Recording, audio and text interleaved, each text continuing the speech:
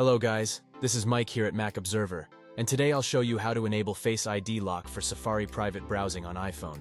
Private browsing on Safari is similar to the incognito mode on Chrome browser. The stealth mode lets you browse the internet without worrying about the trial. The private mode helps evade marketers who keep track of your browsing history. Apple has introduced a slew of new features on iOS 17. One such feature lets you lock private browsing on Safari using a Face ID. Why do you need a Face ID for private browsing on your iPhone?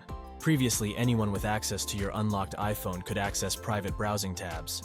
Although Safari doesn't maintain a history in private mode, the person can still access open tabs. Apple has finally added a way to stop this from happening. Starting with iOS 17, you can lock private browsing with Face ID. The lock prevents others from accessing your private tabs. Furthermore, Safari will ask for Face ID authentication whenever you move from regular to private tabs. If the authentication fails twice, then your iPhone will automatically get locked. You have to unlock the device using a passcode.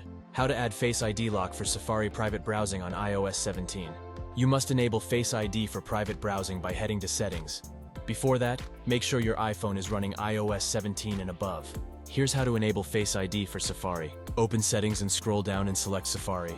On the Safari Settings menu, you will get multiple options. From that, enable Require Face ID to unlock private browsing. That's it. Henceforth, private browsing on Safari will require Face ID authentication. You have enabled the feature. Now it is time to give it a go.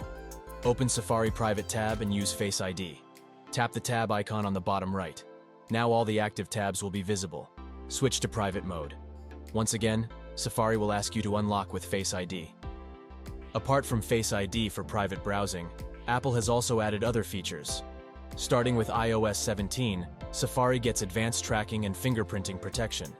In other words, marketing companies will no longer be able to create and identify a user based on their browsing patterns.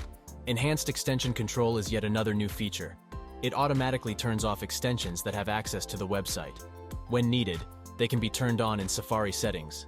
Managed to install iOS 17 Developer Preview?